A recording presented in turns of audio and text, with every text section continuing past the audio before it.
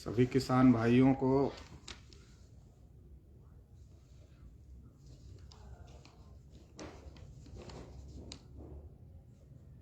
देश भर के सभी किसान साथियों को किसान दिवस की हार्दिक शुभकामनाएं। साथियों, जैसा कि आज पूरे देश भर में किसान दिवस मनाया जा रहा है और किसान दिवस हम आज इसलिए मनाते हैं 23 दिसंबर को, क्योंकि 23 दिसंबर किसानों के बड़े नेता किसान मसीहा चौधरी चरण सिंह जी का जन्म दिवस है। चौधरी चरण सिंह जी भारत के 5वें प्रधानमंत्री थे। 23 दिसंबर 1902 में उनका जन्म उत्तर प्रदेश के मेरठ जिले के नूरपुर में हुआ था। उनके पिताजी छोटे किराएदार किसान थे और उन्होंने अपनी पढ़ाई लिखाई करने के बाद वकालत की भी डिग्री हासिल किया। वकालत उन्होंने शुरू किया और उसके बाद वो जो अंग्रेजों के खिलाफ देश में आज़ादी का आंदोलन चल रहा था, उस आज़ादी की लड़ाई में कूद पड़े और कई बार जेल गए।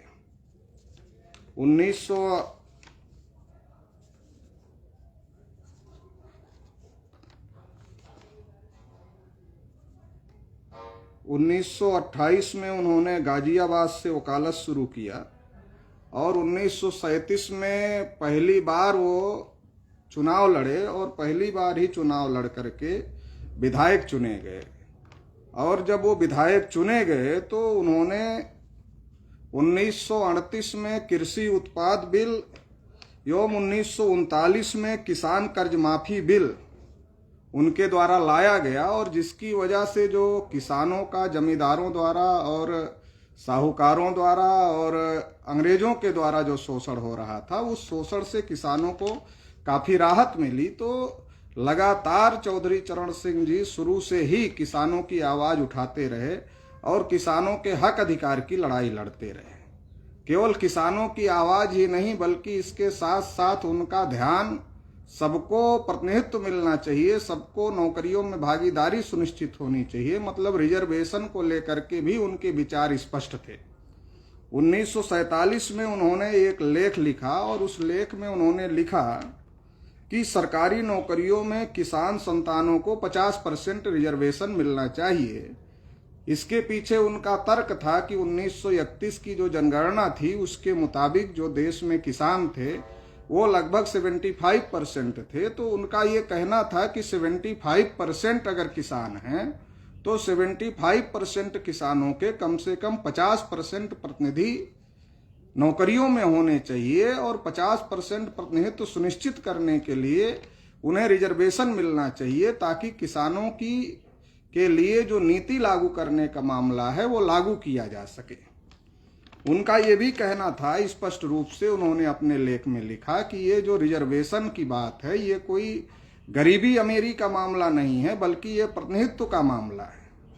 जो लोग प्रशासन में हैं, अगर वो किसान परिवार से नहीं हैं और वो किसान नहीं हैं, तो उनको किसानों के संदर्भ में जो नीति बनाने का मामला है वो उसको सही तरीके से नहीं बना सकते, नीति निर्माण नहीं कर सकते, एवं किसानों के हक अधिकारों की रक्षा भी वो लोग नहीं कर सकते। इसलिए किसानों के हित में 50% आरक्षण लागू होना बहुत ज़्यादा जरूरी है। इसी के साथ उन्होंने मेरिट की बात को भी नकारा और मेरिट की बात को नकारते हुए उन्होंने लिखा कि ये कैसी मेरिट है जिसे अपने कुछ चुनिंदा आधारों पर तय की गई है, जिसमें ना संपूर्ण ज्ञान की परीक्षा हो सकती है और ना ही समान रूप से मूल्यांकन। वो कहते हैं कि न्यूनतम योग्यता तो होनी चाहिए, लेकिन मेरिट तो शक्तिशाली लोगों के द्वारा बनाया हुआ विचार है, क्योंकि उसके आधार पर चुना हुआ अधिकारी जब कृषि विभाग संभालता है तो उसका संपूर्ण ज्ञान किसी काम का नहीं होता है।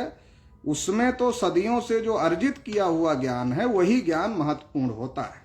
इसी प्रकार से उन्होंने न्यायालयों के संदर्भ में कहा कि न्यायालयों में ज़्यादातर मुकदमे ग्रामीण परिवेश से आते हैं, लेकिन न्यायालयों में जो जज बैठते हैं वो जज ज़्यादातर शहरों के बैठते हैं और जो कभी गांव नहीं गए हैं।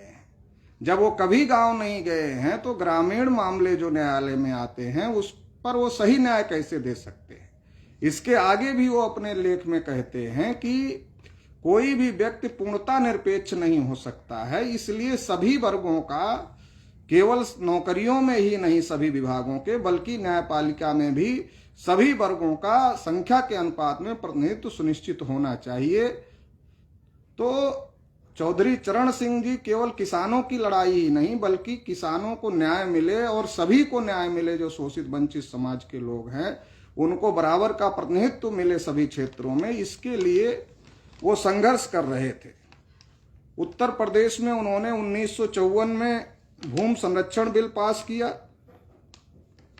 और 1952 में उन्होंने जमींदारी प्रथा उन्मूलन बिल भी पास किया, जिसकी वजह से जो खेतिहर मजदूर थे, जो श्रमिक थे, जो भूमिहीन थे, उनको जमीन मिली और जमींदारी प्रथा का उन्मूलन हुआ। जब उन्होंने ये बिल पास किए तो जो पटवारी लोग थे उन लोगों ने इस्तीफा सामूहिक रूप से दे दिया। तो चौधरी चरण सिंह जी ने हजारों की संख्या में लेखपालों की भर्ती किया और उसमें 16% आरक्षण शेड्यूल कास्ट के लोगों को लागू करने का काम किया।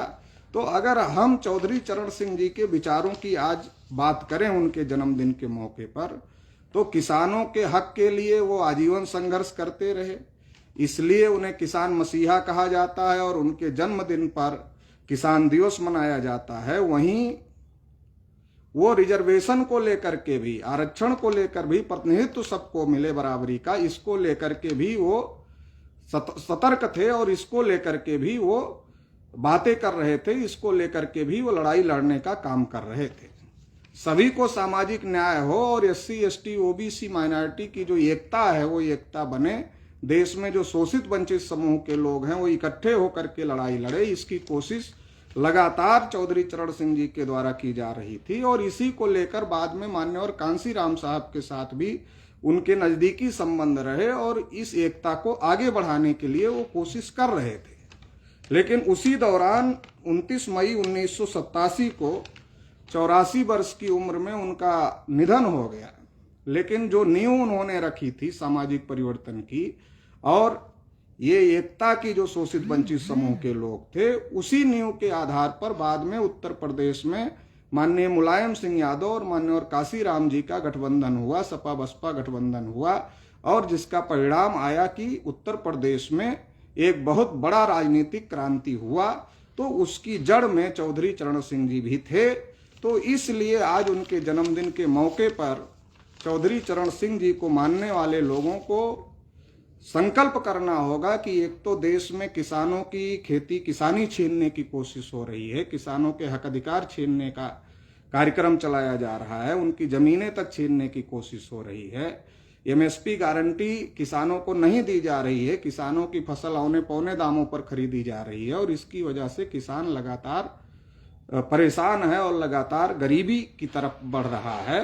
वहीं देश के अंदर जो देश में OBC SC ST को जो हक अधिकार मिला वो हक अधिकार भी समाप्त करने की कोशिश हो रही है, रिजर्वेशन भी समाप्त करने की कोशिश हो रही है।